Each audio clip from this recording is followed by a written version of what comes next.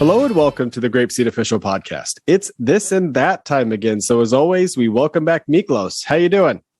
I am fantastic. Thanks to you, sir. Thanks to me? Yeah. Why not? All right.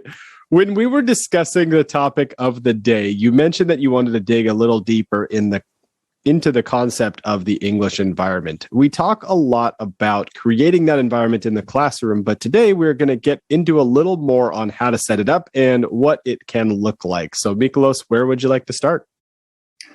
Oh boy, yeah. The English environment. This is, if you're listening to this, you're probably a GrapeSEED teacher, or a GrapeSEED coach, or some other related English-speaking stakeholder in children's GrapeSEED education.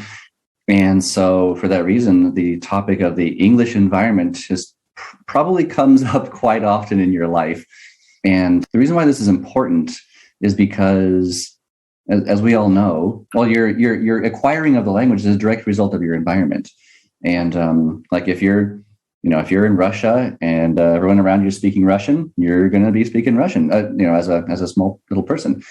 And if you're in an English-speaking environment, you're going to get that. And then if you're in a multilingual environment, then some interesting things happen. I was reading something recently, and I probably maybe even mentioned this maybe on a previous episode, but the wording that this article about acquiring language used was always stands out to me, and I steal this phrase all the time, which is, in order to acquire language, whether it's your home language or a second, third, another language, you need massive amounts of exposure to that language. And I always say that, massive amounts.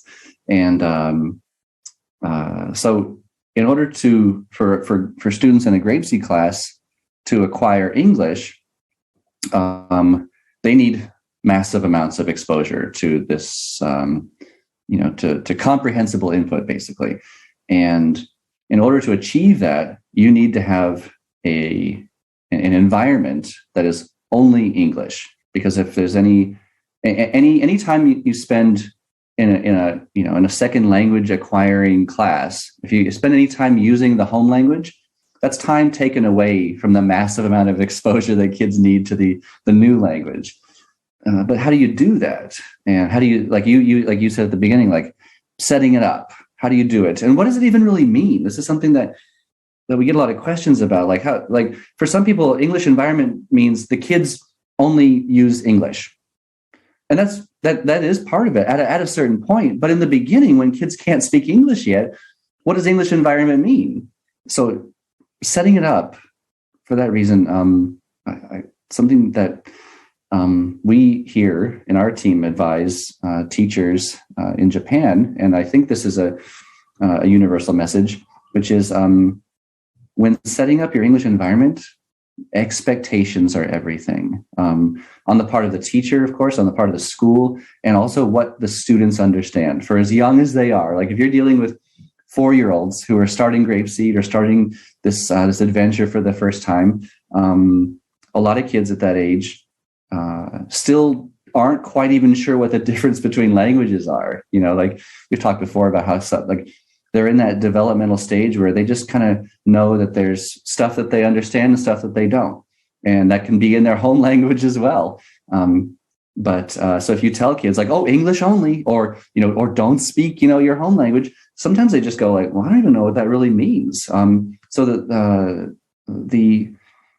first step toward creating a healthy English environment is just to let kids know that all they have to do is listen, because that's what we do when we acquire our native language. When we're babies and we're growing up, we're just listening to everything around us. And what we always advise is when kids are starting GrapeSEED, before they come in the classroom, even for the first time, and then every day before they come into your classroom, remind them, because kids forget really easily, right? Or they get excited and tend to forget things and be silly.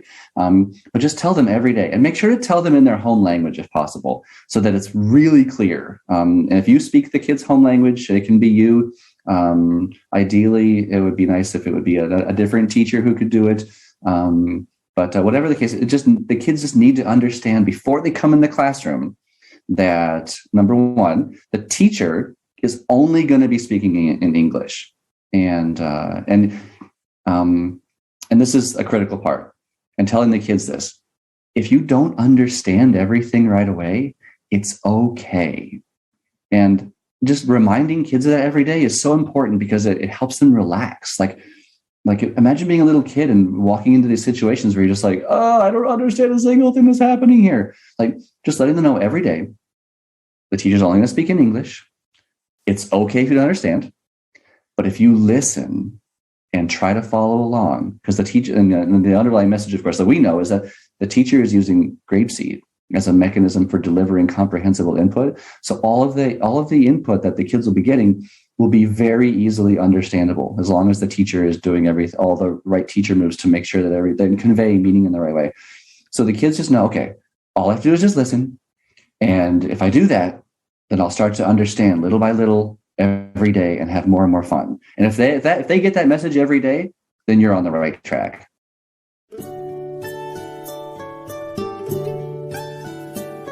Goodbye, my friends, goodbye.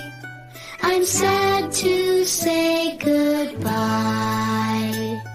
It was a good day, but now I will say goodbye, my friends, goodbye.